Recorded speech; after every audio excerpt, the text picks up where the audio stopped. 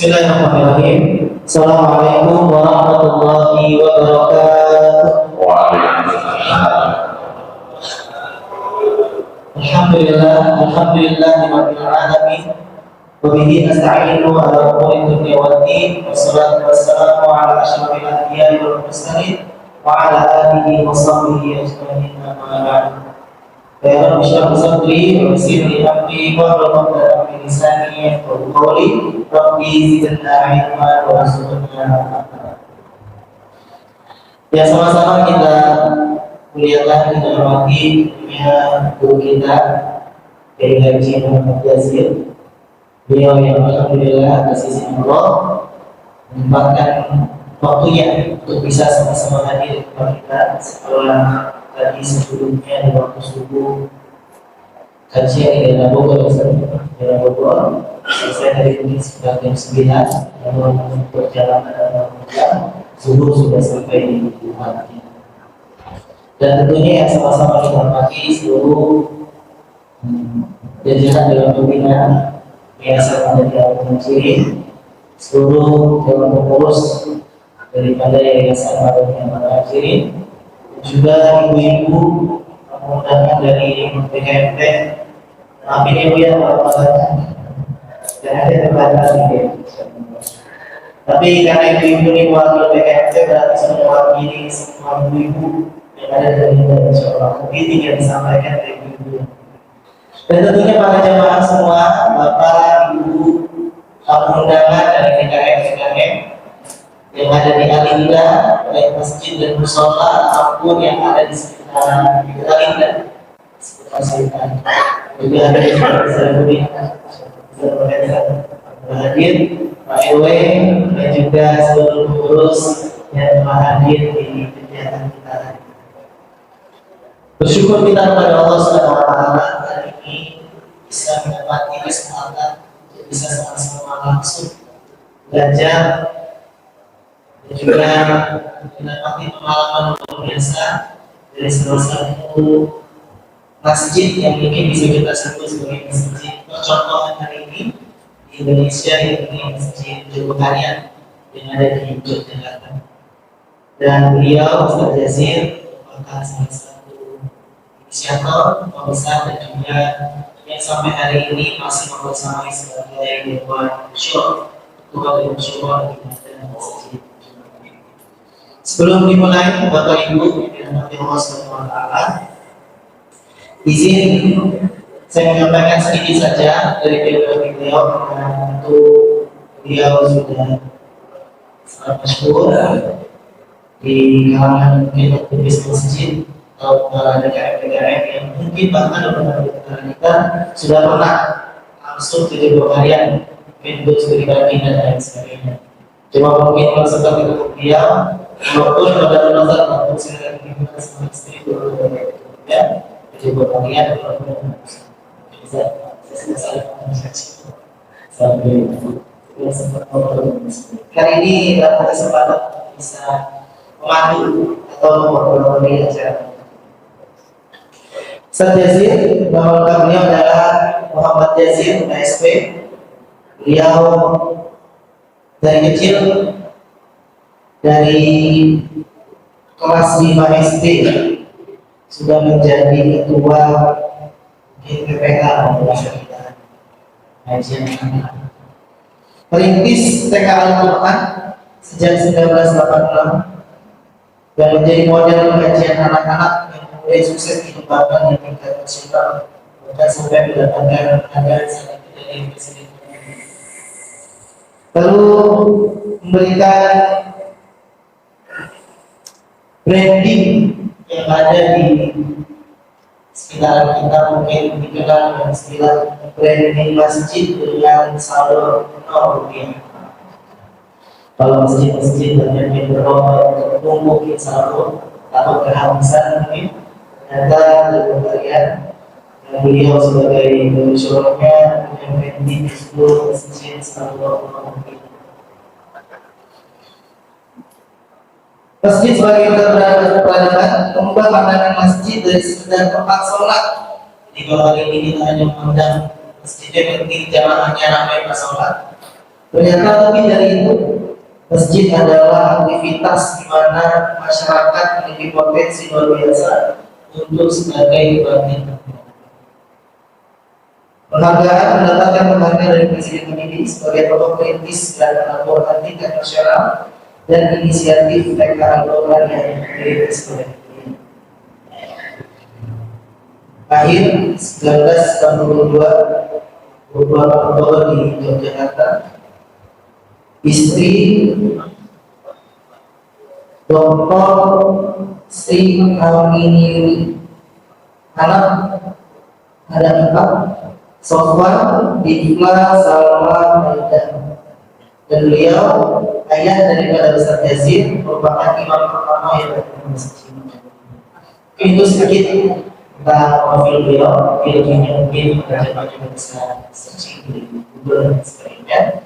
Untuk mengawali kegiatan talkshow pada hari ini, mari sama-sama kita mengawali dengan bacaan salat. Bismillahirrahmanirrahim. Insyaallah hari ini tema kita adalah masjid sebagai pusat kebangkitan peradaban. Bahwa perlu kita ketahui di masa Nabi SAW, Nabi menjadikan masjid Nabawi bukan hanya tempat para sahabat berkumpul untuk sholat berjamaah, tapi bahkan Nabi SAW menjadikan masjid itu betul-betul sebagai pusat kebangkitan peradaban yang di sana dibahas tentang isu-isu politik, mengumpulkan kekuatan jamaah dan lain sebagainya. Bahkan di sana juga ada nilai sosial, bagaimana Nabi menampung orang-orang yang mungkin miskin, yatim, mungkin orang-orang yang duafa, yang kita kenal nanti dengan istilah musufa dan sebagainya. Berarti masjid mengambil porsi yang luar biasa di dalam menyiapkan untuk kebangkitan daripada mereka. Maka untuk di awal, izin Ustaz, karena ini adalah talk show, nanti sudah ada beberapa dialog atau pertanyaan yang akan kami sampaikan sebagai intikan dari beberapa jamaah dan pengurus.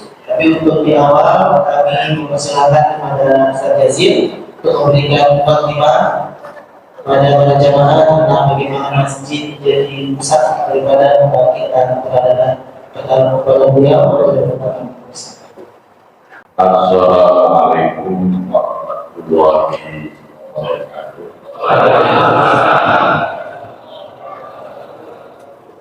Bismillah, alhamdulillah, wassalatu wassalamu ala Rasulillah wa ala alihi wa sahbihi wa la haula wa la quwwata illa billah. Raditu billahi rabban wa bil Islam dinan wa bil Muhammadin nabiyya wa rasulah. Rabbi zidni ilma Hormati moderator, hormati pembina, pengurus, tugas yayasan, pengurus masjid, DKM yang hadir, dua Edwin, dua RT yang hadir, ibu dari PKSD yang hadir, dan saya hormati semuanya. Ada 3 hal yang penting yang harus diperhatikan oleh para pengelola masjid. Yang pertama adalah apa yang disebut dengan imam, pengurusan. Banyak sekali masjid itu punya pengurus, tapi kurang pengurus masjid, malah pengurus MK diurus. Ya. Strukturnya itu pengurusnya banyak, tapi yang memikir juga memperhatikan masjid itu hanya beberapa orang.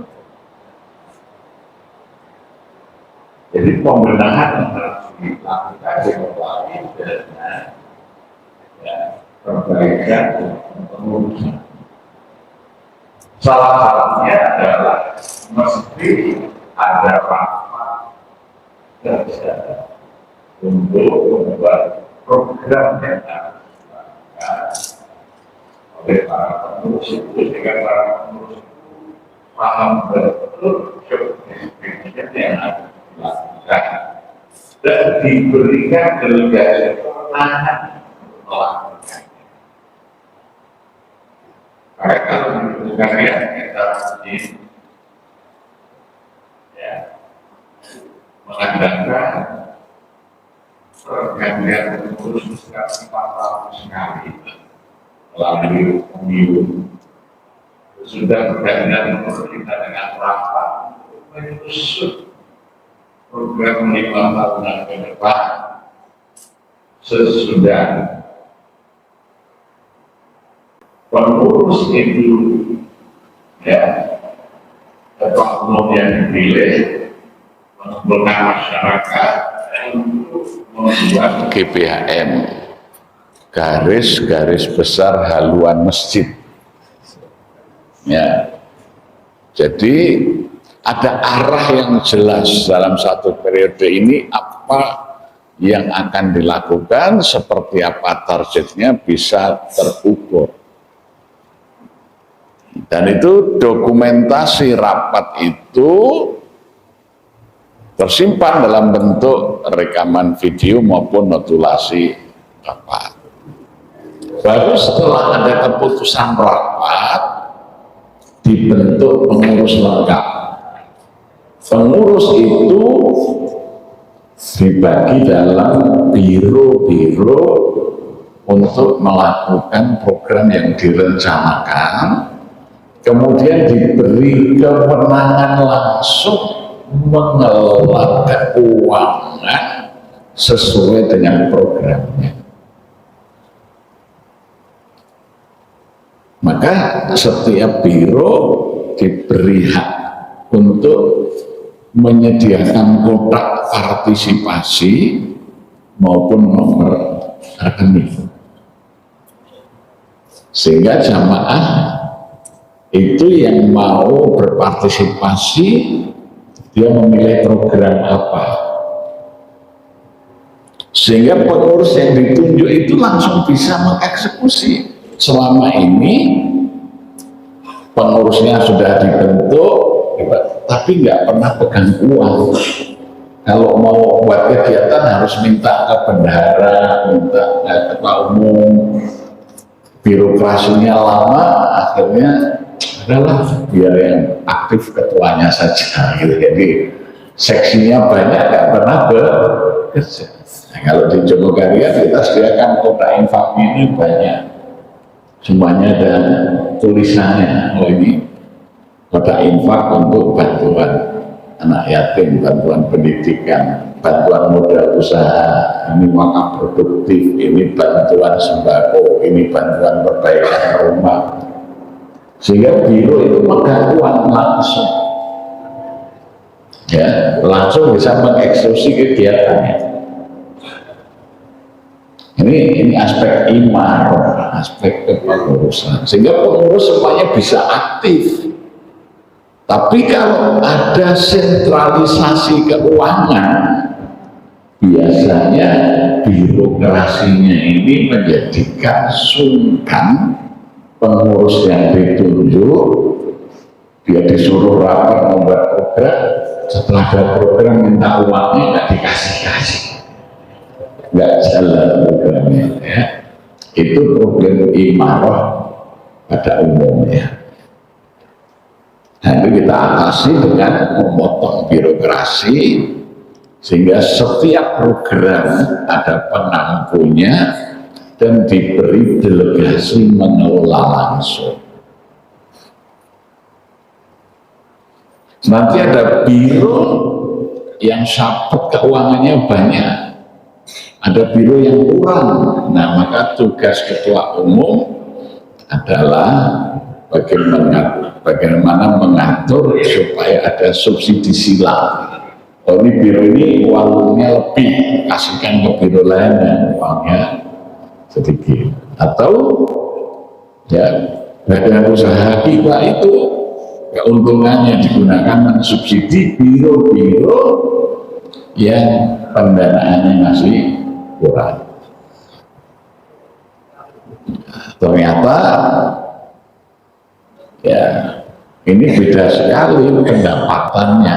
Infaknya saja ketika masih kotak tanpa judul, maksudnya kotak infaknya itu polos, tidak jelas program untuk apa, itu beredar kalau hari Jumat, infak ini setahun di tahun 99 itu setahun masih 8.640.000. Tapi setelah kita sediakan 19 kotak dan nomor rekening dengan program yang jelas, setahun bisa totalnya 12 miliar. Selisihnya apa ya? Karena pilihan berbuat baik itu jelas. Kalau orang berinfak, kotaknya tanpa nama kan nggak ngerti, uang saya masukkan itu untuk apa. Tapi kalau kotaknya ada tulisan, ini untuk bantuan modal usaha, wah saya pengen supaya jamaah ini ada yang bisa buka usaha, ini saya punya uang masukkan sini. Oh saya bantu anak yatim, ini kotaknya. Oh saya mau bantu beras untuk warga miskin, ini kotaknya. Oh saya mau ikut menyediakan nasi Jumat, nah, Jumat berkah, satu porsi berapa, setiap Jumat kami sediakan 2000 porsi ini. Tapi pilihannya jelas ya. Tapi kalau kotaknya gundul tanpa tulisan itu sedikit karena dianggap sudah cukup, apalagi tanpa laporan yang transparan. Nah jadi ini yang kedua, pengurus itu umumnya orang-orang yang sibuk, punya banyak kegiatan, punya pekerjaan. Maka harus ada orang yang bukan pengurus, yang tidak punya kegiatan, kemudian menjadi pekerja, menjadi karyawan full timer, melakukan pekerjaan di masjid yang dimanage oleh pengurus. Maka ada namanya karyawan masjid. Karyawan masjid itu misalnya imam sholat, itu dia harus standby menjadi imam 5 waktu. Kita melayani jamaah, kita carikan imam yang bagus. Ya, kalau imamnya tidak digaji atau gajinya kecil, nanti imamnya jorok-jorokan, kamu saja yang jadi imam gitu ya. Didorong gitu loh. Nah, kami menggaji imam baru bisa 10 juta sebulan. Ya harus mantap imamnya. Ya. Makanya jamaah senang imamnya, bacanya bagus, nadanya gitu. Itu karena dia bukan pengurus, imam sholat itu bukan pengurus, dia karyawan. Supaya aman terlayani masyarakat, ada pengurus biro keamanan, dia boleh mengangkat security. Kalau sekarang security kami baru 9 orang. Karena 24 jam bergantian, Kak, melayani. Kemudian ada garansi kalau ada sendal, sepatu, sepeda motor hilang, diganti baru dengan merek dan tipe yang sama. Maka kami sediakan kotak infak parkir.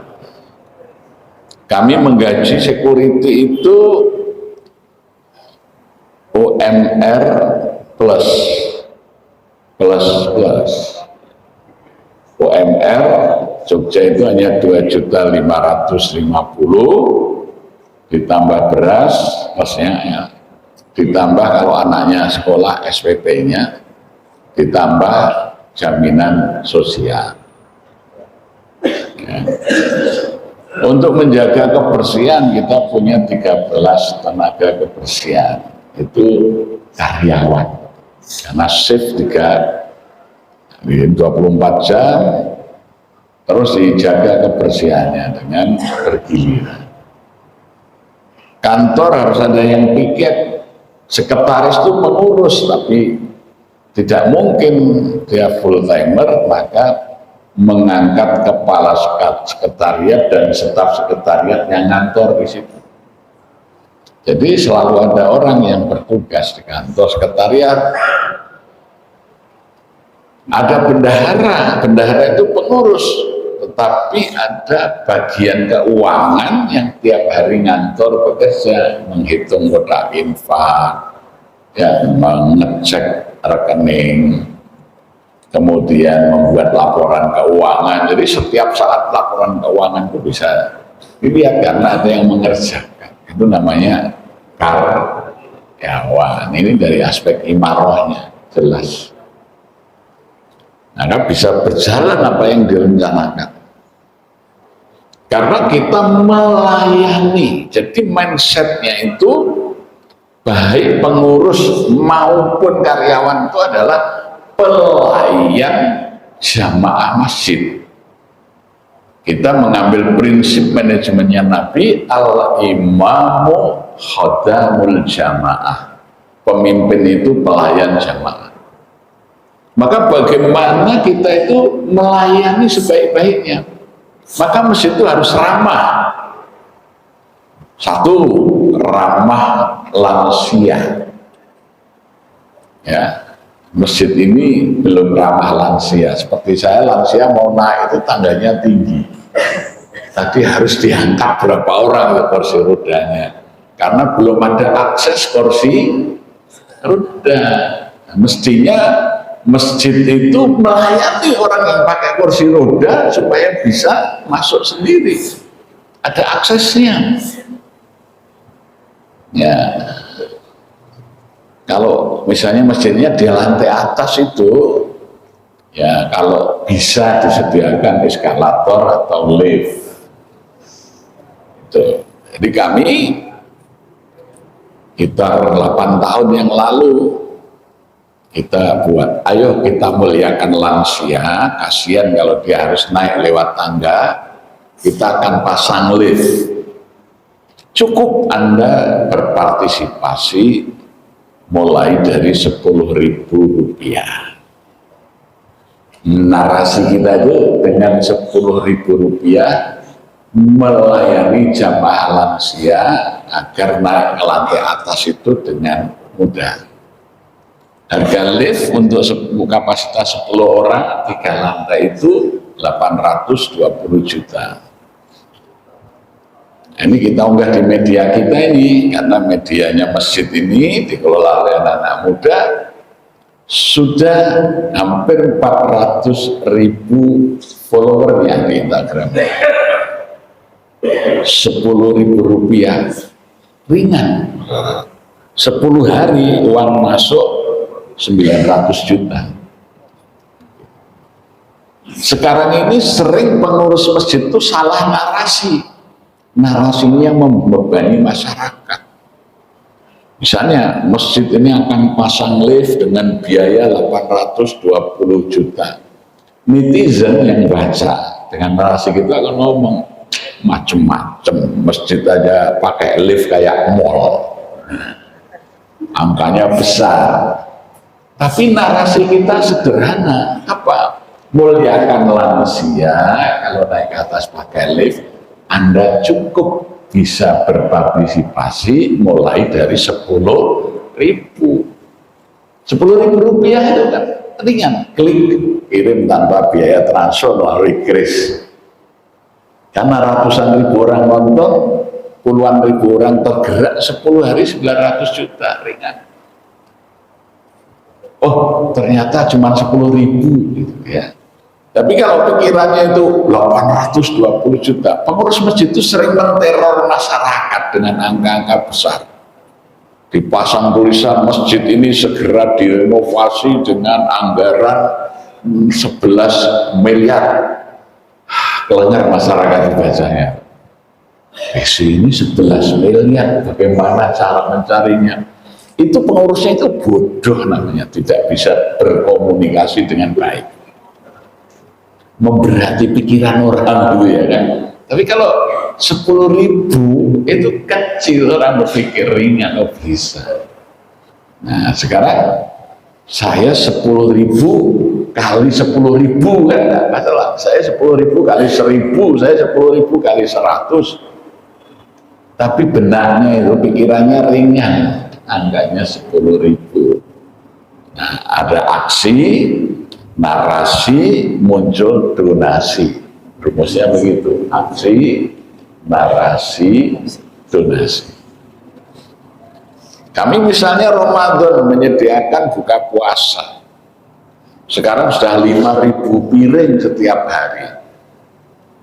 Hampir 2 miliar itu anggaran khusus untuk buka puasa. Tapi kalau kita unggah anggaran buka puasa tahun ini 2 miliar, orang akan komentar, masa uang 2 miliar cuma untuk makan. Tapi kami cukup, siapa ingin memberi buka puasa silakan, satu porsi 15.000.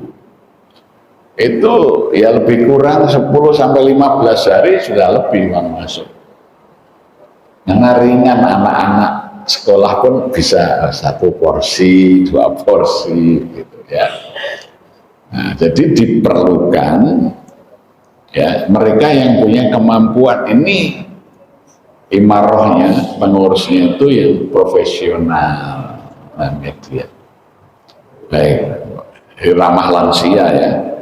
Jadi ya kalau tidak lift ya minimal ada akses. Yang kedua, saya ke kamar mandi pakai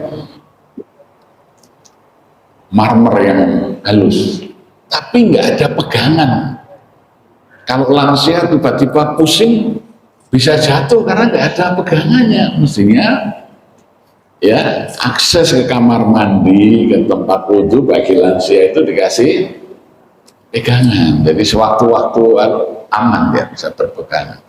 Kalau perlu lantainya dilapisi dengan spons yang tidak keras, jadi kalau terpaksa jatuh aman. Itu khusus ya, toiletnya lansia, kamar mandi, tempat wudhu lansia. Syukur disediakan keran dengan air hangat, jangan air panas, bahaya nanti ya. Air hangat. Jadi kalau subuh masih dingin, lansia itu wudhu enak, jadi seneng ke masjid itu, oh, air wudhunya ada yang hangat pilihannya ya. Itu melayani, berpikir kita itu melayani apa yang perlu. Bahkan sekarang kami sudah menyediakan layanan antar jemput jamaah lansia gratis. Jadi lansia tinggal daftar, Pak, saya akan sholat subuh di Jogokarian tiap hari. Nah, nanti dijemput sebelum subuh oleh petugas pakai kendaraan listrik. Ya, adalah yang diantar pulang. Ya, ini namanya masjid ramah. Masjid ramah anak. Anak-anak yang datang ke masjid tidak dibiarkan begitu saja, tapi digarap, dibina, jangan sampai ribut, mengganggu maupun terganggu. Maka kami ada namanya Hamas, himpunan anak-anak masjid yang mengurus anak-anak, sehingga anak-anak itu jamaahnya menjadi satu, bergabung di ruang ya. Kalau kami di lantai atas itu jamaah anak-anak didampingi oleh pengasuh. Nah, kegiatan utamanya apa? Madinah, Madrasah Diniyah Hamas. Mereka belajar agama di situ, terprogram dengan baik. Ya. Yang kedua, siber, sinau bersama. Maksudnya seperti tadi bimbingan belajar. Jadi anak-anak yang belajar matematika, bahasa Inggris, pasma yang diperlukan, kita sediakan mentornya gratis. Ya. Sehingga anak-anak yang aktif tiap hari ke masjid, jamaah, ngaji, belajar, prestasi di sekolahnya mesti bagus. Ya. Ramah remaja, bagaimana remaja difasilitasi dengan berbagai aktivitas yang diminati remaja. Ya, volunteer, ini misalnya kerelawanan, ada relawan masjid, ada program remaja kita itu namanya 5 sukses remaja masjid. Sukses studi, sukses ekonomi, sukses organisasi, sukses sosial, sukses ukhrawi. Ya, sehingga anak-anak remaja di masjid itu senang untuk mengembangkan potensi diri dari kegiatan adventure, kegiatan olahraga, kegiatan ilmiah, gitu ada semuanya. Ya. Masjid ramah duafa, orang-orang duafa yang butuh pertolongan. Ya, masjid ada program pembebasan hutang, ya, yang dari bantuan modal usaha, bantuan sembako, perbaikan rumah dan lain sebagainya. Nah, itu konsep pelayanan. Jadi ini dari aspek apa? Imar. Nah, aspek yang kedua adalah idaroh. Idaroh itu manajemen. Ya. Jadi ada perencanaan, ya, ada pelaksanaan, controlling, evaluasi, ya, sehingga terukur. Maka bagaimana masjid itu dikelola potensinya, jangan sampai banyaknya program masjid membebani masyarakat. Maka masjid harus punya sumber pendapatan. Kita mengikuti sunnah Nabi, yaitu dengan mengelola wakaf produktif. Yang pertama kami lakukan adalah daripada lantai atas itu dekat kubah nganggur, itu kami buat kamar-kamar penginapan. Karena Jogja itu kota wisata, kalau sudah weekend, liburan itu hotel-hotel penuh itu. Nah, ternyata sekarang peminatnya itu banyak, sehingga dari hotel saja kita kurangi untuk operasional, bayar listrik masjid, gaji karyawan, kita masih surplus lebih kurang 30 juta per bulan. Ya. Sekarang kita kembangkan lagi, membeli hotel di Kaliurang, kita upgrade menjadi hotel bintang 3 supaya masjid punya penghasilan lebih banyak. Namanya BUMM, Badan Usaha Milik Masjid. Sehingga biaya operasional masjid itu tidak bergantung dari infak. Karena infak itu kita kembalikan 100% untuk masyarakat, itu ta'awun, untuk tolong-menolong. Kami bayar listrik sekitar 20 sampai 30 juta sebulan, karena listriknya itu 35.000 watt. Kalau listrik PLN mati, genset kita ini 150.000 watt. Justru menerangi kampung, ya, karena gensetnya silent dan besar. 6 detik aja lampu PLN mati, genset masjid hidup menerangi. Ya. Nah, bayar listrik besar, rata-rata ya 25 juta, 30 juta sebulan.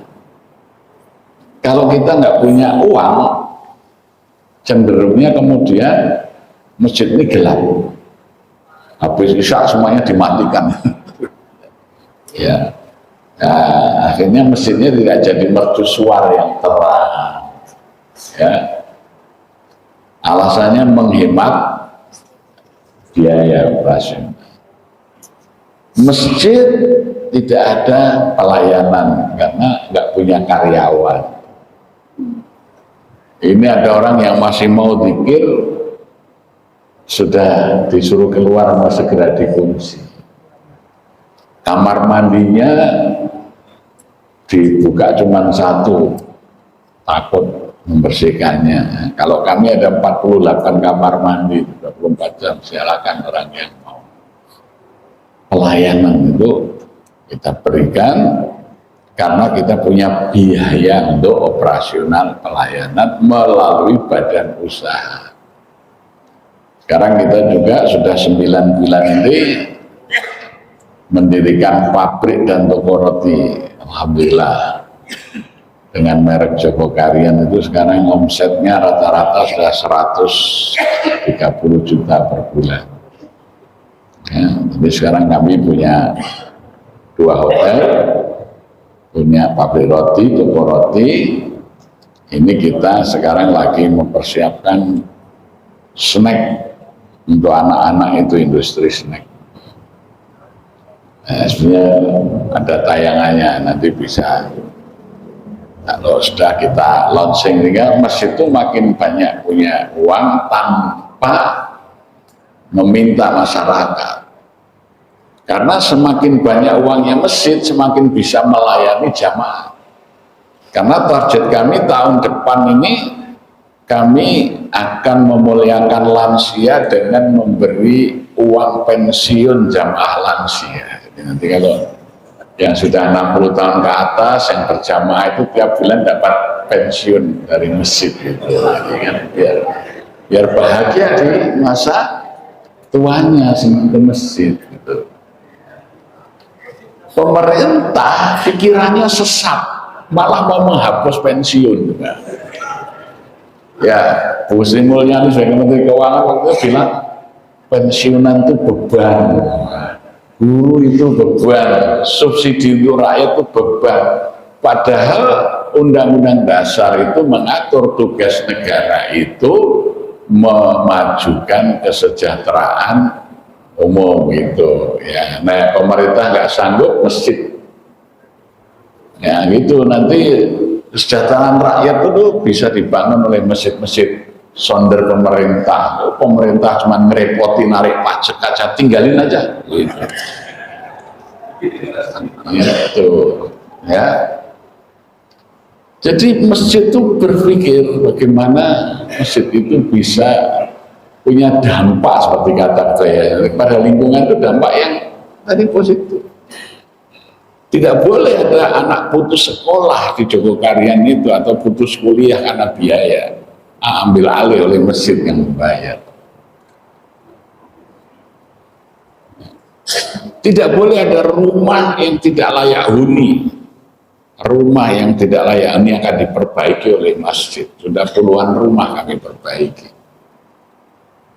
Tidak boleh ada rumah yang tidak bisa mencukupi kebutuhan sembakonya. 480 kakak miskin tiap 15 hari dapat bantuan sembako dari masjid.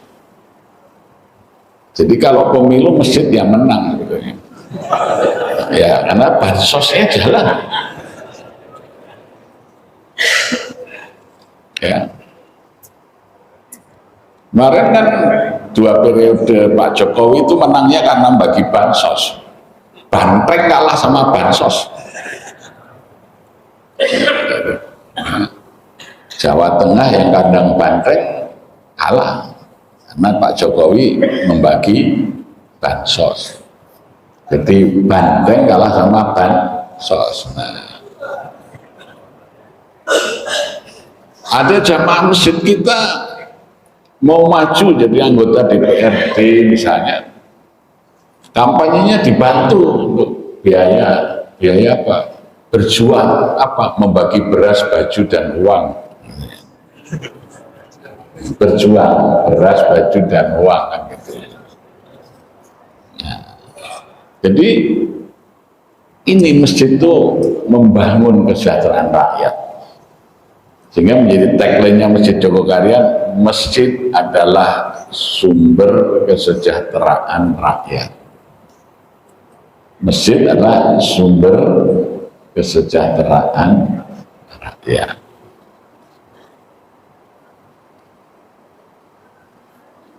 Nah, ini persoalan idaroh.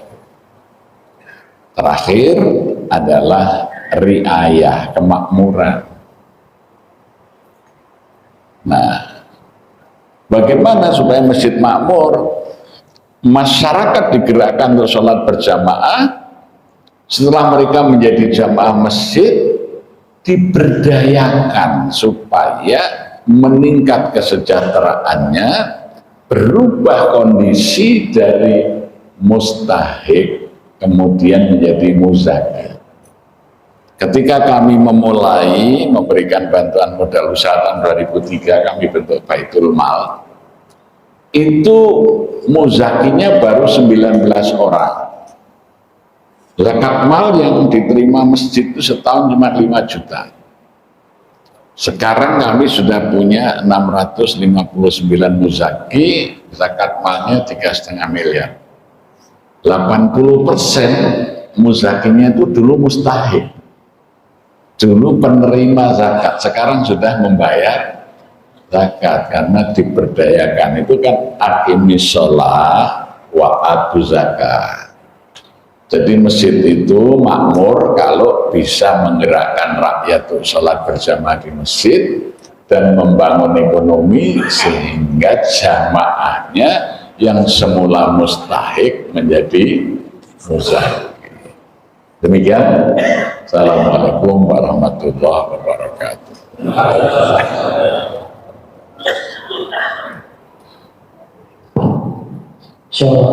Mukadimah atau pembukaan dari Ustaz Yazid dan Imarah tidak mengambil akhir. Kalau poin intinya adalah masjid atau pengurus itu adalah pelayan. Kalau imamu khadamul jamaah, pengurus itu ya pelayan bagi masyarakat. Jadi sama dengan perwakilan rakyat gitu ya. Dia mewakili kita harus melayani kita ya. Tapi ya begitulah. Ada titipan pertanyaan dari jemaah pengurus. Kita melihat Masjid Jogokarian secara kondisi masyarakat dan bangunan fisik itu sederhana. Bahkan kita sering sebutnya kampung Jogokarian, berarti memang di kampung. Bahkan saya juga tadi baca itu luas tanahnya itu di awal hanya kisaran 600, sekarang sudah sekitar 1.400-an, masih kisaran ya seperti itu ya. Jadi secara bangunan fisik kondisi masyarakat sederhana, tapi bagaimana bisa memiliki dampak yang besar, bahkan skupnya sudah sampai nasional melalui program, bahkan aset wakaf produktifnya yang saat ini sudah menjadi masjid bercontoh. Itu awalan mungkin seperti apa dengan kondisi masyarakat sederhana, tempat juga tidak terlalu besar, tapi ternyata sekarang sudah bisa menjadi aset yang luar biasa dan contoh di masjid Indonesia. Masjid itu pusat pembinaan SDM atau jamaah. Selama ini fokus pengurus masjid itu ngurus bangunan, bukan ngurus orang. Yang diurus itu bagaimana bangunannya bagus sehingga uangnya itu disimpan untuk nanti renovasi, untuk nanti perbaikan masjid.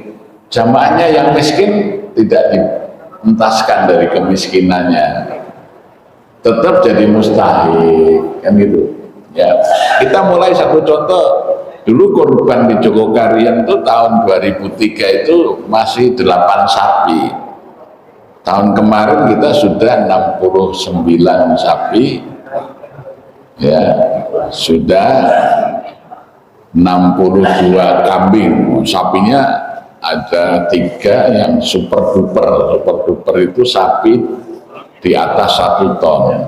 Ya, sapinya presiden di atasnya sedikit lah, di atas sapi presiden. Ya. Artinya ada peningkatan, gitu ya. Karena apa? SDM-nya kita kembangkan. SDM itu ada 3. Minoritas kreatif, ini namanya leader, pemimpin. Jumlahnya kecil tapi kreatif, banyak ide, banyak gagasan, banyak pemikiran. SDM kedua adalah kader. Dia adalah anak-anak muda yang menjadi pelaksana gagasan-gagasan.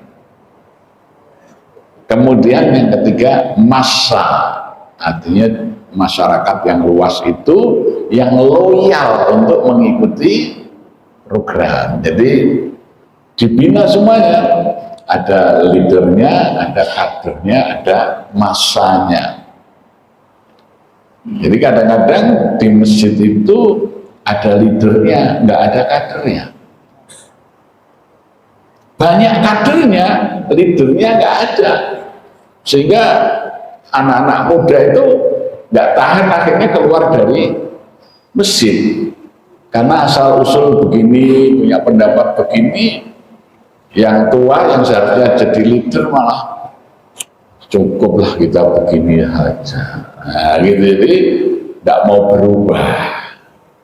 Kadernya mau berubah, sementara yang leader yang menentukan tidak mau berubah. Nah, maka perubahan itu harus ketiga kelompok massa ini, jadi massa, kader, dan leader. Ya. Jadi pembinaannya itu merubah mindset, merubah cara pikir, cara pandang. Kalau tadinya uang masjid itu hanya untuk bangunan, sekarang uang masjid itu untuk membangun SDM. Kalau tadinya uang masjid itu disimpan untuk nanti renovasi sambil dimintakan sumbangan, sekarang bagaimana uang masjid diinvestasikan untuk mengembangkan usaha. Ya, makanya kita mengelola masjid, oh ini yang di kampung. Kemudian kami punya masjid Jogokarian 2 itu di Bukirsari. Karena di desa dari mana? Orang desa juga susah kan ekonominya, infaknya ada. Supaya masjid ini tetap terawat dengan baik, ada biayanya. Nah, di desa kita punya usaha ternak itik, ya, itik petelur, ada pedaging. Nah, hasilnya untuk membiayai masjid. Dan kalau adakan taklim itu untuk konsumsi dan sebagainya tidak meminta kepada jamaah, tapi masjid sudah punya dana, jadi tidak memberati jamaah. Ya. Nah, disesuaikan lahan usahanya itu sesuai dengan posisi masjid itu di mana. Kalau di kota, di desa, di kampung, di pegunungan tentu berbeda-beda, ya. Itu. Maka kami kemarin mengadakan lomba masjidpreneur. Jadi lomba antar masjid untuk memulai usaha. Masjid punya kemampuan, badan usaha ada punya konsep, ya, entrepreneurship yang bagus. Apa potensinya? Tahun depan mau kita adakan secara nasional, sehingga nanti masjid-masjid itu bisa mengelola potensi ekonomi, tidak membebani masyarakat dan tidak menjadi pesaing usaha masyarakat. Ya, misalnya masjid tidak membuat koperasi untuk menyediakan kebutuhan pokok karena jamaah kita sudah punya warung kelontong kayak ini. Nah, mestinya kita di atasnya. Jadi apa? Jadi grosirnya yang ngitorin, kan gitu. Sehingga warung-warung jamaah kita ini kalau membeli barang, tempat pulaannya itu ke masjid bisa lebih murah daripada dia ke grosir lain. Fungsinya masjid di atas, melindungi, jangan masjidnya bersaing melayani eceran menjadi saingan dari usahanya masjid, menjadi usahanya masyarakat. Ya. malah mematikan usaha masyarakat, tidak boleh. Jadi itu.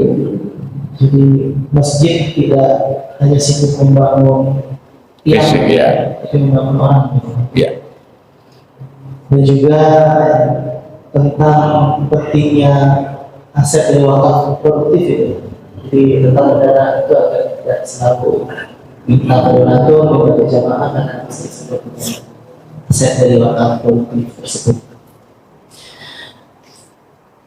Dan mungkin juga kan yang paling penting bagaimana caranya masjid mempromosikan dari program-program masjid kepada jamaah, baik jamaah internal bahkan sampai masyarakat secara umum di Indonesia, bahkan sampai ke luar negeri mungkin saja, tentang bagaimana masjid ini program-programnya bisa sampai kepada mereka.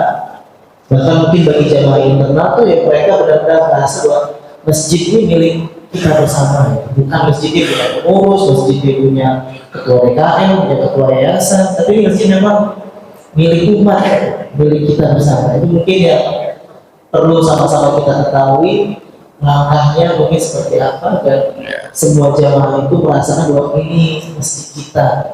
Yang manajemen kita ini partisipatif. Jadi misalnya pengurus itu kan dipilih oleh masyarakat. Jadi masyarakat itu merasa ikut memiliki. Satu contoh ini, ketika masjid kami renovasi, kami tidak meminta bantuan masyarakat, membuat proposal, membuat edaran. Cukup kami itu pasang banner dan spanduk. Mohon maaf jika ibadah Anda di masjid ini terganggu. Masjid Anda sedang kami perbaiki. Jamaah itu pada datang nanya, Pak, ini kok masjidnya sudah dibongkar, ada dananya belum ini? Ya insya Allah ada. Loh kami kok tidak dimintai? Oh kalau Bapak mau nyumbang silahkan datang. Itu ada kotak infak, taruh saja di situ. Saya mau transfer, buat aja rekening pembangunan. Gitu. Ya, jadi kita menghindari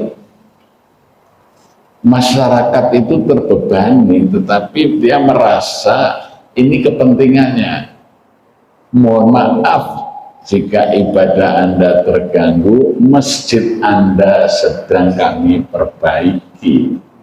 Selama ini seakan-akan masjidnya pengurus, jamaah disuruh ikut membiayai, kan beda, cara narasinya berbeda. Ya, masjid ini akan direnovasi dengan anggaran sekian miliar. Nah, kalau ini kan hubungi bendahara ini, jadi seakan-akan yang punya masjid itu membutuhkan bantuan. Kalau kita yang punya masjid itu Anda, kami hanya melayani mohon maaf kalau ibadah Anda terganggu gitu. Ya, jadi justru karena tidak diminta itu orang memberi dengan senang hati. Gitu. Ya, jadi balik ya. Cara menyampaikan sesuatu itu kalau bahasa Arabnya balik, karena sifat Rasul itu kan tabligh gitu kan. Nah sekarang banyak pengurus masjid yang tidak punya sifat tabligh, tidak mampu berkomunikasi secara balik, secara bagus, balighu anni walau ayat. Jadi kita ini berkomunikasi ada 4 prinsip. Apa? Ya, 1, penuh penghormatan. Wa qulu qaulan kariman. Nah, berbicaralah kamu dengan rasa hormat. Wa qalu qaulan layyinan, kalau bicara dengan lembut. Wa qulu qaulan syadidan, bicara berkomunikasi secara jujur, transparan, terbuka. Yang keempat, aqalu qaulan mansuran, cara berkomunikasi yang membuat orang gembira, bukan yang membuat orang susah tadi misalnya. segera akan kita pasang lift. Senang kan? Tidak, mari kita iuran untuk memasang lift. Jadi iurannya itu jadi memberati kan gitu. Nah, kita segera untuk memuliakan lansia. Partisipasi dimulai dari Rp10.000, nah, gitu ya, yang membuat hati itu ringan. Nah itu balik namanya. Jadi makanya Rasul itu dibekali 4 sifat itu: sidik, amanah, tabligh, dan qanaah. Nah, jadi tablighnya ini yang sering kurang tepat. Kalau terkait media sosial, ya media sosial itu kan bagian dari teknik tablighnya, ya. Jadi supaya lebih cepat tersebar dengan media sosial, maka anak-anak muda itu kita berikan ruang seluas-luasnya. Kami itu kalau malam Ahad, anak-anak SD kelas 4, kelas 5, kelas 6 kita kumpulin, kita latih untuk membuat flyer, membuat desain grafis, membuat film dokumenter dengan HP-nya. Ini aja tadi malam kami baru mengumumkan kejuaraan festival film pendek. Bagaimana melalui film yang hanya dibuat dengan kamera HP ini bisa menyentuh hati untuk berbuat baik. Nanti yang 30 juara ini saya mintakan piagam dari Menteri Kebudayaan, dan nanti akan kita berikan pelatihan sinematografinya. Karena film nggak sampai 3 menit itu bisa menggerakkan hati jutaan orang, merubah cara pikir. Ya, ada film dari Turki itu sederhana sekali. Ada seorang anak, karena ibunya sakit, padahal ibunya yang bekerja menghidupi mencari nafkah, si anak ini terpaksa mencuri roti di toko. Ketangkap sama pemilik roti, kenapa kamu mencuri? Dia cerita ibunya itu yang bekerja, dia tidak bisa. Maka dia sekarang yang menghidupi ibunya ya dengan cara mencuri roti di toko roti tadi. Nah, maka tiap hari justru pemilik toko roti itu menyediakan roti untuk dicuri gitu kan. Hingga cerita ya, pemilik toko roti yang kaya raya itu bangkrut, dia stroke. Nah, tidak bisa berobat. Satu saat dibawa oleh anaknya ke dokter. Setelah Dek mau bayar, dokternya bilang tidak usah bayar. Ternyata dokternya itu anak yang dulu tukang mencuri roti itu. Jadi ini filmnya nggak sampai 3 menit. Wah, ini ditonton jutaan orang dan memberikan pesan nilai. Ini lebih daripada khutbah Jumat setengah jam sambil ditinggal tidur gitu kan. Jadi balik pesannya itu hanya dengan film pendek, menyentuh luar biasa. Nah, maka kita coba ya anak-anak yang di masjid itu, sekarang setiap anak sudah punya HP, ada kameranya, bahkan kameranya bagus-bagus. Coba ini menyampaikan pesan Islam melalui karya-karya. Nah, ini anak-anak itu bisa kemudian mengembangkan potensinya di masjid. Kalau tidak malah susah di masjid. Jangan main HP. Nah, anak-anak itu punya HP, nggak punya pulsa. Makanya masjid menyediakan pulsa dalam bentuk ada wifi-nya. Kita ada wifi, jadi anak-anak masih senang ke masjid. Kenapa? Cari pulsa gratis. Nah, tapi diarahkan ini membuat film dokumen, membuat ini. Jadi HP-nya itu bermanfaat menjadi alat perjuangan kan gitu. Ya. Nah, itu masjid ramah anak, ramah. Ya. Jadi anak-anak itu ya dibimbing potensinya, jangan dibiarkan aja, malah kadang-kadang dimarahi di masjid itu. Nah, kalau sudah tua baru diundang ke masjid, berat itu. Bahkan ke masjidnya nggak pernah jamaah di belakang imam, jamaahnya langsung di depan imam. Nah, sudah jadi jenazah. Karena sholat jenazah kan jenazahnya di depan imam. Jadi sekarang banyak orang berjamaah di masjid tapi posisinya di depan imam, karena dibawa ke masjid sudah jadi jenazah. Jadi ketika anak-anak diusir dari masjid gitu. Udah, kalau kamu nggak bisa diam, jangan ke masjid. Baik Pak, saya ke gereja ya. Selesai. Jadi masjid itu ramah anak, diarahkan. Makanya bagian pendidikan anak itu harus dimodali dengan 3 ilmu: pedagogi, didaktik, metodik. Pedagogi itu ilmu mengasuh anak. Jadi anak itu tiap jenjang umur punya karakter yang berbeda. Nah, kita harus paham menghadapi anak-anak itu. Ya, kita selalu merasa anak-anak itu mengganggu kesempurnaan, kekhusyukan. Pikiran anak sebaliknya, orang tua itu mengganggu keasikan bermain saya. Saya waktu kecil, sholat aja jadi arena permainan itu. Sholat Jumat begitu, dulu anak-anak itu taruhan kelereng. Ini ala-ala atau al-ghosyah, karena imamnya itu selalu baca kalau rakaat pertama sabihis, rakaat kedua al-ata, kan gitu.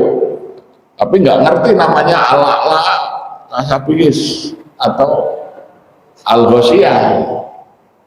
Suratnya artinya namanya surat kriuk-kriuk, karena ala-ala itu ada sanuk kriuk kafalah. Itu loh ayat yang kriuk-kriuk itu loh, sanuk kriuk kafalah. Jadi lah, anak itu dunianya kan dunia bermain, semuanya menjadi asik.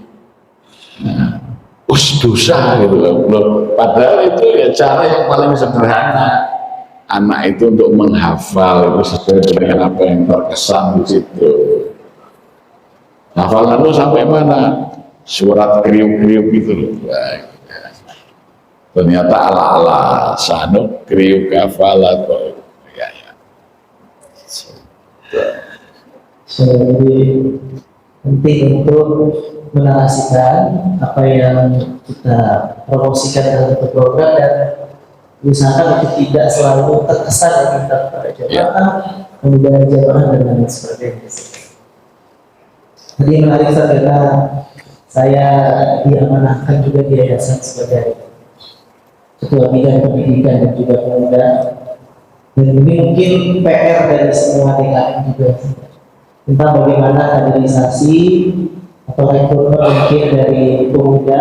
Yang saya tahu juga di Jawa itu ada tahapan misalnya dari anak-anaknya, remajanya, pemuda yang sudah menikah, bekerja dan sebagainya. Nah, itu mungkin kiatnya atau tipsnya yang membuat kita ini langkahnya cukup strategis lah di dalam rekrutmen kepada pemuda-pemuda. Karena hari ini mungkin kalau di masjid kita sedikit cerita, karena masjid kita depan itu ada area terbuka, itu memang banyak pemuda-pemudanya, tapi belum ke masjid, masih di depan-depan situ nongkrong, ada ngumpul main handphone sebelum 11 dan 12. Mungkin yang pikir kita itu potensi juga. Tidak, bagaimana caranya mengarahkan mereka untuk masjid. Ya, contoh paling sederhana begitu, anak-anak itu kan senang petualang. Kemarin kita buat program umroh backpacker. Remaja itu mengadakan perjalanan umroh mengurus sendiri, tidak melalui biro perjalanan, dari visanya, pesan tiketnya sampai dengan hotelnya. 24 hari itu cuma habis 18 juta. Hotelnya lumayan bagus, dikelola. cari tiket promo dari Singapura ke Yordan, dari Yordan naik bis 10 jam ke Mekah. Asik itu perjalanannya lewat Aqaba. Anak-anak muda kan senang yang begitu itu. Nah, tapi sekaligus ibadah, nanti singgah ke masjid-masjid di negara yang dilewati, silaturahim. Ya, kemarin sebelumnya ada yang perjalanan ke Korea, ke Jepang, mengunjungi masjid-masjid yang ada di sana, ternyata ya. Ini kan senang anak-anak muda kegiatannya begitu.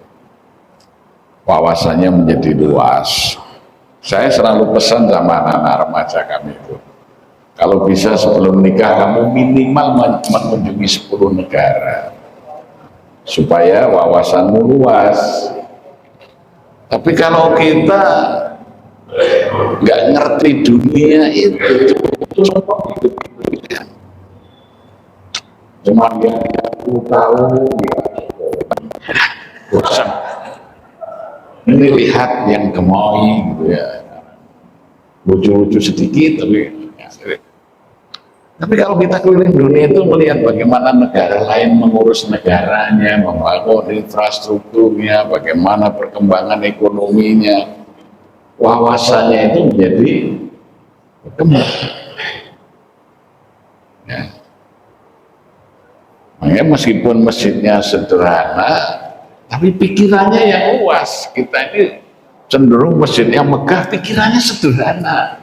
Bangun masjid yang megah, hidup dari minta sumbangan, bahkan naruh drum di tengah jalan pakai jaring ikan, setiap orang lewat mintain. Masjidnya dibangun megah, tapi ya mohon maaf, itu kan mengurangi kemuliaan Islam kan. Yang dicegat itu tidak semua Muslim misalnya. Ya, jadi ini jangan sederhana berpikirnya itu yang besar. Sejak remaja harus diberi wawasan yang luas. Ya.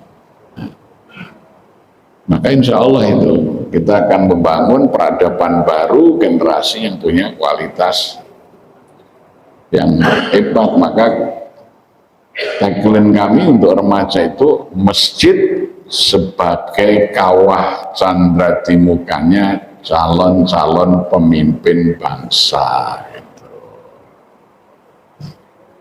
Jadi calon-calon pemimpin itu seperti zaman Nabi disiapkan dari masjid. Kalau pemimpin disiapkan oleh partai politik, yang terjadi ya sampai hari ini, ya mikir dirinya sendiri, tunjangan berasnya sebulan 12 juta. Perutnya sebesar apa itu, satu bulan diisi beras 12 juta. Ya, uang tunjangan perumahannya sebulan 50 juta. Begitu disetujui cok joget-joget, wah rakyatnya ngamuk itu ya.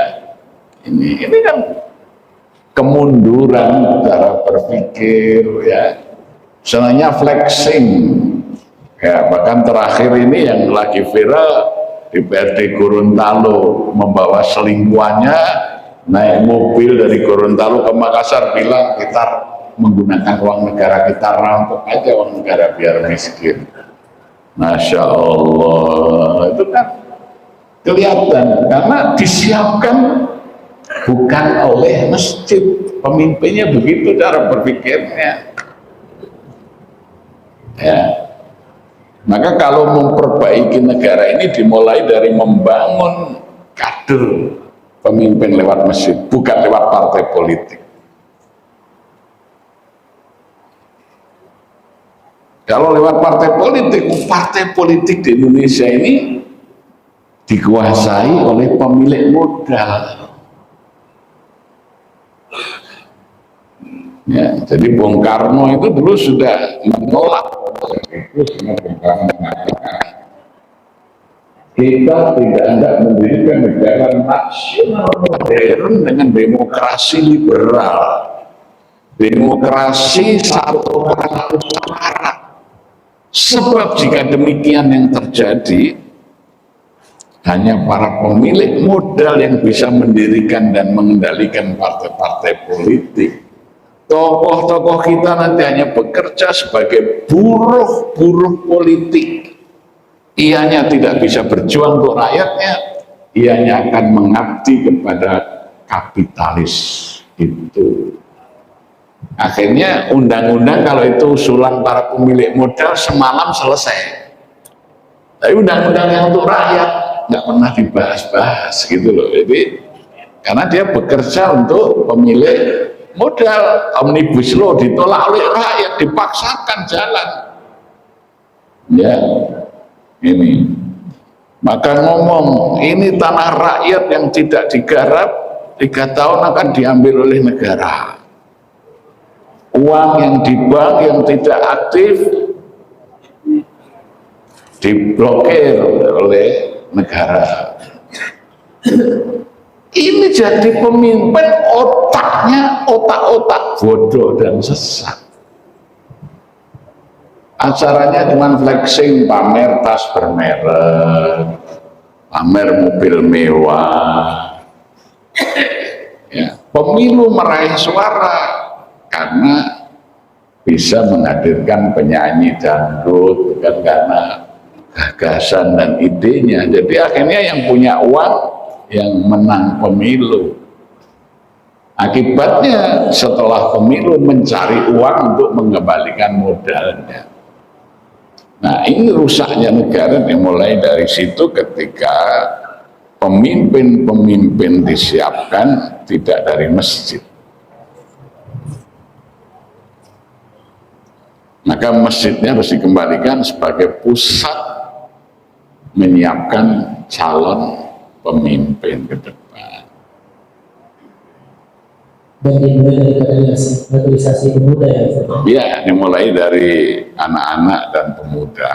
Ya, jadi anak-anak itu sekarang ini kan sedih kita lihat masjid itu jarang sekali waktu sholat anak-anak. Umumnya yang sekarang itu aktif di masjid anak-anak kelahiran tahun 50-an. Anak-anak kolonial gitu ya. Gen Z-nya nggak ada, apalagi gitu. Nah, 10 tahun ke depan kira-kira masih ada nggak jamaahnya yang tua satu persatu meninggal, penggantinya belum ada. Kalau tidak disiapkan anak-anak itu, karena kebiasaan ke masjid itu harus ditanamkan dari kecil. Ya, makanya masjid itu harus ramah anak, harus ramah anak. Ya. Nah sekarang banyak masjid ada anak itu pengurusnya galak, anak itu kan rukun ibadahnya banyak. Allahu Akbar. Nah, ini kalau anak-anak, kalau jadi satu softnya dengan orang tua kan nggak bisa ya. Nggak bisa sempurna. Allahu Akbar. Itulah sholatnya anak dimulai dari situ semuanya. Nah, tapi dengan pendidikan bertahap, difahamkan adabnya ke masjid, jangan dimarahin. Ya. Gitu. Makanya dulu kalau nakal itu ya orang tua mendoakan baik. Saya Abdurrahman Nasudes waktu anak-anak itu nakal, orang tuanya bilang, kalau kamu nakal seperti ini, besok kamu saya doakan jadi imam Masjidil Haram, begitu. Ya. Ya. Itu Pak Subagio itu ibunya sering cerita sama saya. Pulang sekolah berkelahi, apa kamu itu mau jadi jenderal? Bener jadi jenderal. Jadi jangan kemudian jelek ya ucapannya kepada anak-anak seperti itu. Ucapannya harus terjaga dalam kebaikan. Itu. Jadi memang anak dan remaja itu hari ini kurang mendapat sambutan yang ramah kalau ke masjid. Seleranya itu selera orang tua. Coba ini, ya, desain masjid ini, warna bahannya ini kan sama dengan bahan nisan. Karena selera lansia itu kan seleranya sudah yang mendekati gugur tanpa terasa kan. Jadi bahan nisan digunakan untuk dekorasi masjid itu ya. Beda dengan masjid-masjidnya anak muda itu kan warnanya, nuansanya berbeda. Kalau nuansanya lansia itu nuansa kubur gitu ya. Jadi akhirnya lihat warna masjid itu hampir semuanya warnanya kayak masuk ke kuburan. Warna nisan, batu nisan itu apa? Batuannya, pualamnya, itu pilihan warnanya itu kan. Coba lihat aja yang hitam kayak gini kan, coba kita masuk ke kuburan umum banyak sekali itu kan misalnya warna gitu.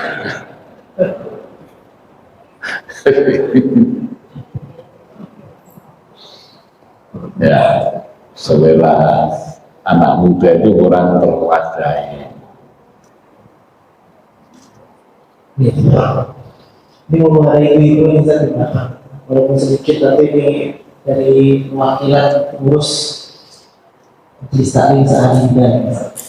Mungkin kalau dalam peradaban gawalan masjid juga peran ibu-ibu itu Ibu-ibu itu justru paling penting di masjid ya. Makanya kalau di Jogokarian itu sejak anak-anak itu sudah ada divisi keputrian. Nanti di remaja masjid juga ada ya divisi keputrian. Nanti setelah itu ada umida, namanya umi muda. Ya. Terus ada biro pemberdayaan perempuan. Contoh saja misalnya kami menyediakan buka puasa satu hari 5.000 piring. Kita serahkan kepada ibu-ibu bagaimana memanage. Sehari itu, dan itu selama sebulan. Ya. Kalau ibu-ibu mogok susah. Iya, termasuk pelayanan tamu itu mengatur soft tamu. Kemudian begini, taklim ibu-ibu itu sering membuat saya tidak sreg itu. Konsumsinya dibebankan kepada jamaah taklimnya sampai digilir, ini giliran minggu pertama yang ngunduh siapa ini. Nah uang infak masjid itu apa? Jadi kalau ibu-ibu mau taklim, uangnya dari masjid, adakan aja taklim kapan saja. Untuk honor ustadznya, untuk konsumsinya dari masjid. Nah sekarang ini uang masjid disimpan, ibu-ibu majelis taklim suruh mencari uang sendiri. Akibatnya jumlah taklimnya terbatas, masyarakat merasa berat karena sebentar-sebentar ada tarian. Ini majelis taklim Selasa sore, besok majelis taklim apa, digilir. Akhirnya nggak aktif ke masjid. Kalau aktif ke masjid makin aktif makin banyak bebannya gitu ya. Kalau saya bilang, tidak boleh itu. Jadi kalau ibu-ibu adakan taklim untuk konsumsi sama honor ustadz, dibayar oleh masjid, jangan oleh ibu-ibu. Nah, maka ibu-ibu senang taklim kan. Nah, konsumsinya ada, banyak ada, tinggal datang duduk dengerinnya enak itu ya. Nah, jadi masjid itu pintunya jangan terlalu banyak untuk minta uang itu. Jadi nanti taklim ibu-ibu kadang-kadang ada ibu-ibu kelompok ini, ibu-ibu kelompok ini, semuanya punya kegiatan, semuanya minta pada masyarakat. Akibatnya orang nggak suka dengan aktivitas masjid karena makin banyak aktivitasnya makin membebani masyarakat. Nah maka kalau kami ya udah uangnya masjid itu digunakan. Jadi majelis taklim itu tinggal membuat program untuk pembinaannya, jangan memikirkan keuangannya. Gitu. Ya, baik. Ada waktu kurang lebih 20 menit untuk para jamaah. Mungkin kita akan memberikan kesempatan untuk bapak-bapak, para pengurus, mungkin ada kendala, masalah, atau mungkin ada yang ingin didiskusikan terkait dengan bagaimana pengelolaan masjid yang baik. Mungkin untuk awal pada dasar 3 pertanyaan dari penanya terlebih dahulu. Silakan.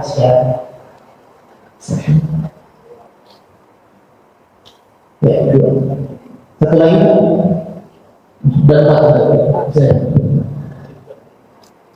Ya, Assalamualaikum warahmatullahi wabarakatuh. Salam.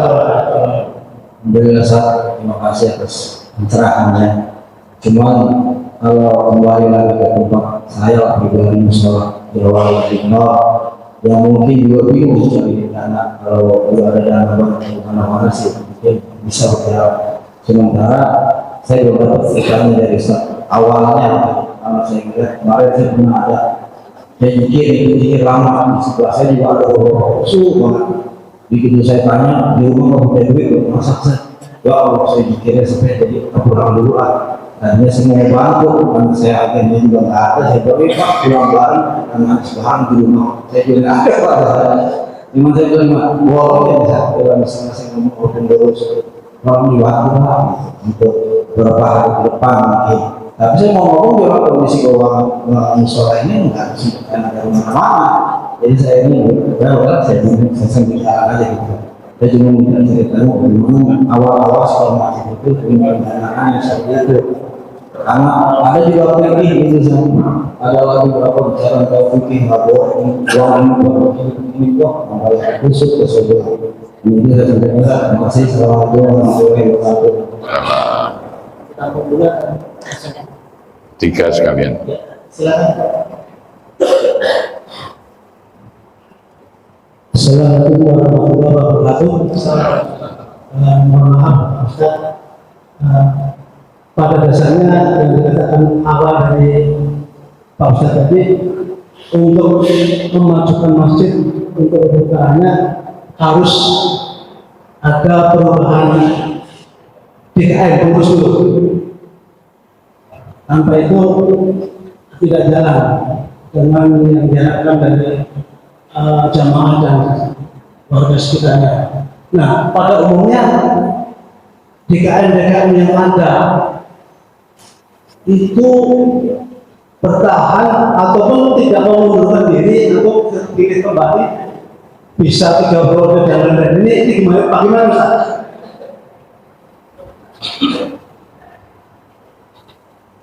Solusinya DKM yang kamu mundur ya? ya artinya Punya DKM seumur hidup gitu. ya ini rata-rata termasuk seharusnya yang hadir di sini itu termasuk ketua yayasan dan memang yang memang bisa mempengaruhi, karena contohnya kami juga sama masjidnya di bawah yayasan. Nah, ya DKM ya itu terus kegiatannya apapun. Terima kasih Ustaz. Terima kasih. Baik, satu lagi. Satu lagi Tadi ada. yang kedua Banyak yang tidak ada.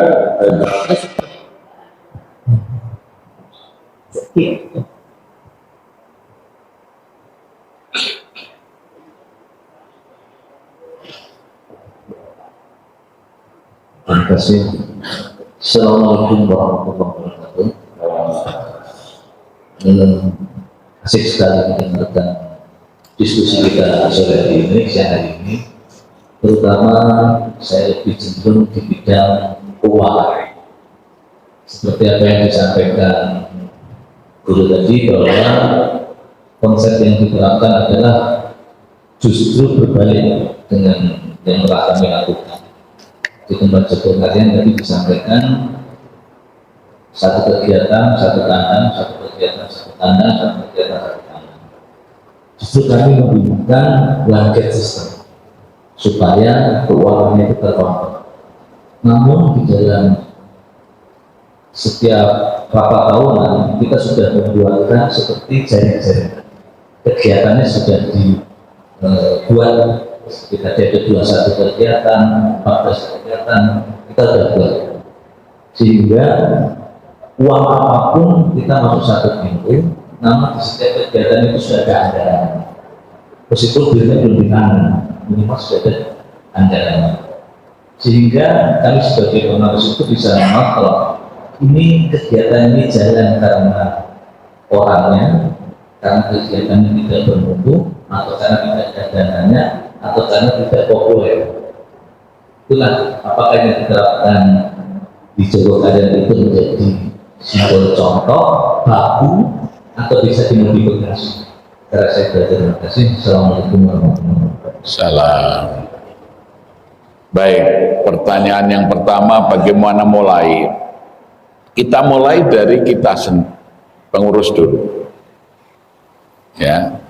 Jadi memulai usaha itu kalau uji coba jangan menggunakan uang umat, menggunakan uang pribadi. Kalau gagal itu kita yang nanggung. Tapi kalau berhasil itu serahkan ke masjid. Jangan dibalik, untuk coba-coba pakai uang masjid, begitu berhasil diambil alih. Tadinya usaha masjid, wah ini sukses, akhirnya kok jadi usahanya pengurus ini, jadi usahanya pribadi, dibalik. Ya, jadi kita mau usaha apa ini? Coba dulu, ini uang saya untuk memulai. Oh bagus, udah sekarang dikelola ini masjid. Nah, menjadi usaha milik masjid. Setelah berhasil, maka orang percaya ikut kontribusi. Tapi kalau ayo kita usaha narik iuran, coba-coba rugi. Besok lagi kalau mau narik partisipasi orang nggak percaya.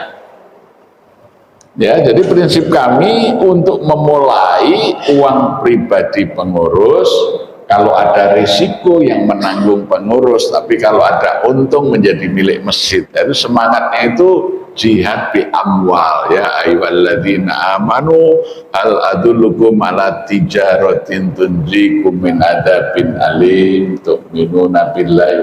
Ini kan jihad, ini jihad bil awal.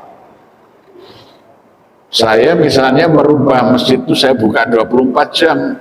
Problemnya siapa yang jaga? Waktu itu masjid belum punya uang, saya mengangkat 3 karyawan, 3 shift. Saya gaji sendiri dengan uang saya sendiri. Nah ternyata ketika buka 24 jam, infaknya lebih. Ya sudah, dipindah sekarang digaji dari infak. Kita bisa mendirikan usaha dari hasil usaha secara bertahap begitu. Jadi memang kita mulai dari pengorbanan pengurus dulu. Itu. Ya, itu kepercayaan masyarakat akan ada. Tapi kalau uang masyarakat kita gunakan untuk coba-coba lah itu, wah kalau gagal resikonya nanti kepercayaannya habis itu kepada lembaga. Ya, jadi itu prinsip yang kami lakukan. Yang pertama memulai sesuai dengan kapasitas kita lah, kita punya. Kalau sudah jadi pengurus, kita mengurus, kita sisihkan. Yang kedua, kepemimpinan itu tidak harus di depan. Makanya konsepnya itu ing ngarsa sung tulodo, ing madya mangun karso tuturi handayani. Jadi ketika kita tidak jadi pimpinan, kita itu bisa mengurus dari belakang, dilihat apa sih kekurangannya masjid ini. Oh, ternyata nggak ada fasilitas untuk lansia. Kita jangan hanya usul kepada pengurus. Kalau diusulin pengurus itu sudah pusing cari uang, marah dia. Ya, maka caranya Pak, saya bantu Pak. Ini bagaimana saya sediakan fasilitas untuk lansia gitu. Udah, Bapak tidak usah mikir nanti kita. Seneng dia karena prestasinya dianggap prestasi pengurus, nah kita nanti bisa dengan dana kita atau mengajak teman-teman kita, yuk disediakan, tidak harus jadi ketua, kita itu ngurus itu dari belakang bisa, namanya tuturi handayani ya. Oh itu kok kalau taklim kok tidak ada konsumsi sepi taklimnya, Bu, ini biasanya kalau datang majelis taklim berapa orang kan Pak ya, besok saya sediakan konsumsinya, kita carikan. Meskipun kita bukan pengurus taklim, kita membantu menyediakan. Kita mengurus sekalipun kita bukan pengurus, itu yang paling penting begitu, semangat kita itu dari belakang. Kemudian kalau ini sudah maju kita ngurus, jangan bertahan, kita mencari tanggung jawab baru yang lebih besar. Sehingga yang ini kita serahkan kepada kader. Makanya saya membangun Masjid Jogokarian 2, Masjid Jogokarian 3. Sehingga Masjid Jogokarian 1 menjadi tanggung jawab generasi baru untuk meneruskan. Saya punya tantangan baru di masjid yang kedua, di masjid yang ketiga. Maka saya tidak akan menghambat kaderisasi, silakan. Nanti kalau Masjid Jogokarian 3 sudah mapan, serahkan yang muda, kita merintis lagi apa. Jadi ada mobilitas bagi kita sendiri, tidak mandek di situ, gitu ya. Jadi saya sekarang masih pembina kalau di Masjid Jogokarian, tapi di Jogokarian 2, Jogokarian 3 saya ketua umum. Saya yang menolak. Ya, jadi saya tidak akan mengganggu pengurus di Jogokarian 1 karena saya punya wadah lagi untuk beramal soleh yang lebih luas gitu. Nanti kalau sudah ada penggantinya di sini, kita tinggal, kita cari proyek baru. Target saya mudah-mudahan sebelum mati ada 7 masjid. 7 masjid Jogokarian, dengan 1 sampai Jogokarian 7 gitu. Jadi ya ngurusnya sampai mati, tapi tidak menghambat kaderisasi karena mesinnya 7 bukan hanya 1 kan gitu. Nah sekarang ini mandek di situ, pengurusannya nggak ada perkembangan, nggak mau diganti di situ, jamaahnya sudah susah mau merubah, akhirnya tiap hari cuma mendoakan kapan mati ya itu karena nunggu giliran. Nah maka sebaiknya kita ini begitu udah mapan tinggalkan kepada yang lain supaya dia bisa belajar. Nah kita ambil lagi pekerjaan lain yang baru yang belum. Terus begitu, jadi kita nggak pernah lelah karena ada hal baru, kita memulai yang baru itu, pengalaman yang baru, tantangan yang baru. Jadi hidup ini asik terus gitu. Hidup ini sesuatu yang ya nikmat itu karena perubahan-perubahan yang kita alami ya. Jadi kader kita ini bisa tumbuh seneng karena apa? Ditinggalin kewenangan, fasilitas, kita merintis lagi. Makanya rasanya kita itu mudah terus gitu, karena memulai terus jadi itu yang kita kembangkan ya. Jadi mengurus, nah perubahan mindset itu harus dilakukan untuk tidak sekedar para pengurus tapi juga jamaah. Karena kalau jamaahnya tidak berubah juga, itu nanti akan menjadi kendala. Contohnya pengurusnya sudah maju ya, masjid itu buka 24 jam, nanti jamaahnya, wah ini malam hari lampu masih terang, poros dimatikan aja, kalau dia nggak ngerti visinya, kan gitu. Jadi harus ada penetrasi nilai-nilai gagasan dan kita landaskan pada budaya yang sudah ada. Jadi konsep saya itu sederhana, membangun manajemen masjid itu basisnya adalah budaya Jawa. Makanya ada buku Lembaga Jawa. Karena nilai-nilai Jawa Itu saya kembangkan untuk restorasi sosial di masjid. contoh Oh ya, orang Jawa itu punya filosofi site eding, berbagi. Jadi saya ajak, ayo daripada di rumah sering kita ini membuang sisa nasi, lebih baik Anda sebelum menanak nasi menyisihkan segenggam 2 genggam beras, bawalah ke masjid. Di masjid kita sediakan kotak beras, nanti beras yang terkumpul kita berikan kepada keluarga yang kurang mampu. Ini kan orang Jawa biasa site eating ya, sebagian besar. Nah akhirnya ternyata yang ke masjid tidak hanya segenggam 2 genggam, ada yang bawa sekarung 2 karung, ada yang memasukkan uang di kotak beras. Akhirnya terhimpun dana banyak. Ayo kita beli sawah. Untuk apa?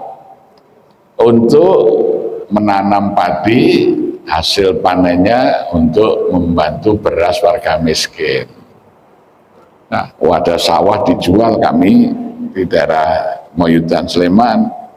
Kita datangin, kita beli milik orang dari Jakarta, dari daerah kota wisata Cibubur itu.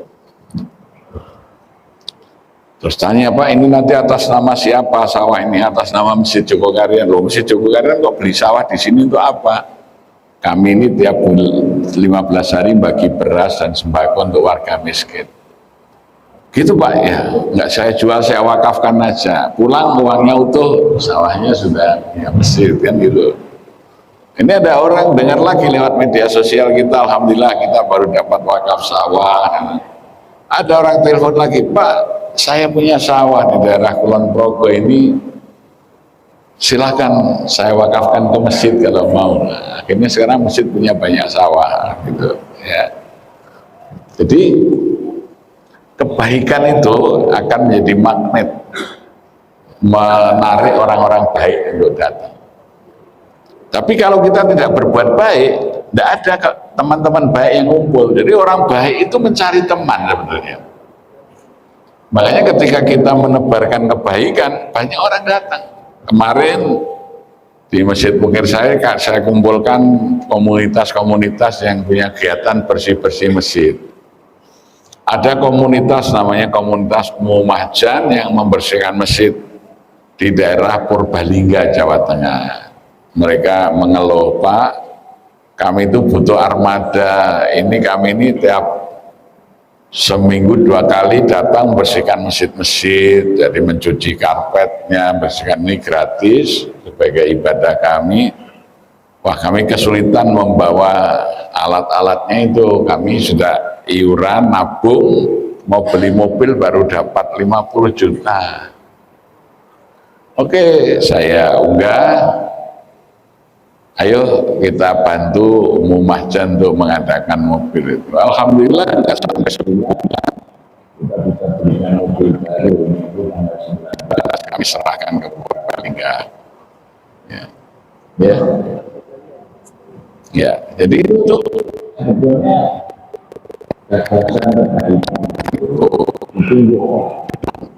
karena orang yang ingin berbuat baik sering tidak punya gagasan apa bentuk kebaikannya ini ya. Nah, jadi ketika kita bisa menawarkan alternatif perbuatan baik seperti ini, orang baik datang, sudah Pak saya ikut ini. Ya. Satu contoh ketika kami mau membeli hotel, tiba-tiba ada ibu-ibu datang ke masjid. Sekretariat telepon saya, Pak Kiai ada ibu-ibu mau ketemu Pak Kiai nanti jam 10. Oh ya, kebetulan saya kosong, nanti saya ke masjid. Jam 10 saya ke masjid, ada ibu-ibu itu sendirian datang. Ada apa Bu? Saya dengar masjid ini mau beli hotel ya. Nah, Iya Bu, saya boleh ikut nggak? Oh boleh, tapi sedikit Pak. Nggak apa-apa, berapapun kami terima. Saya panggil bendahara, tolong buatkan kwitansi. Ibunya tadi panggil sopirnya bawa tas gitu, dihitung, cuma ini Pak adanya 1,5 miliar. Oh ya,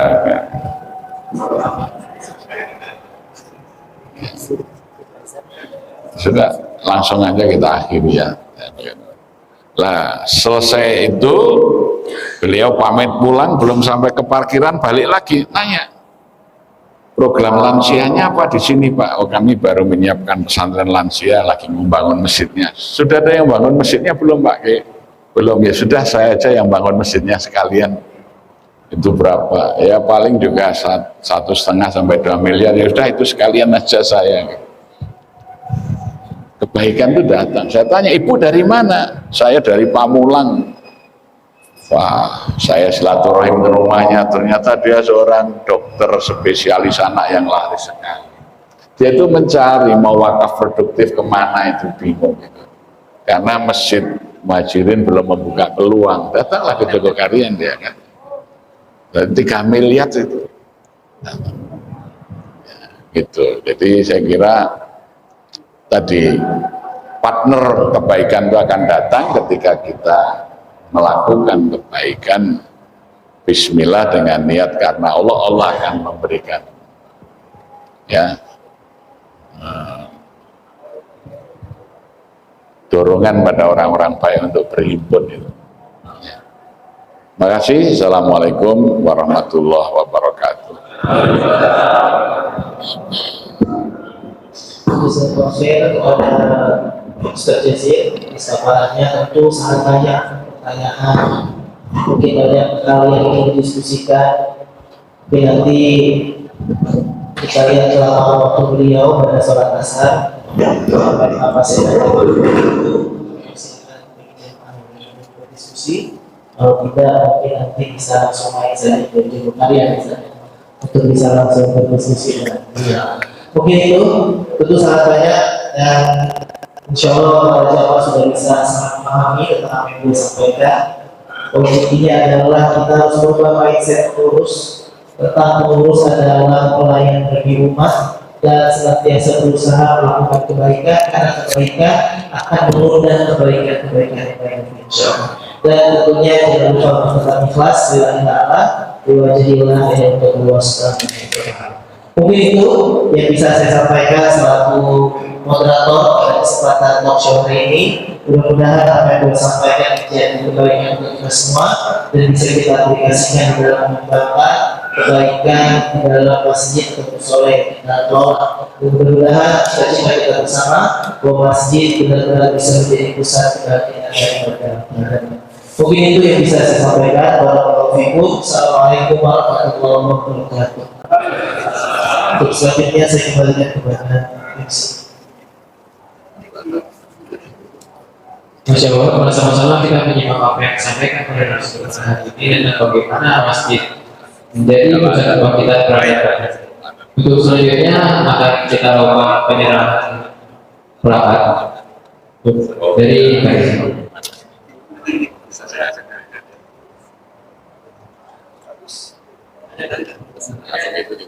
Untuk Pak Yusroni dipersilakan. Ya, terima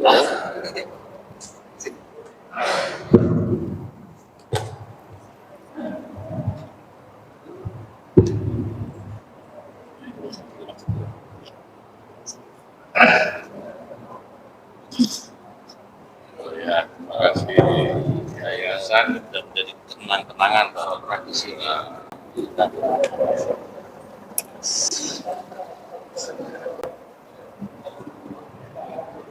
dan berbandingkan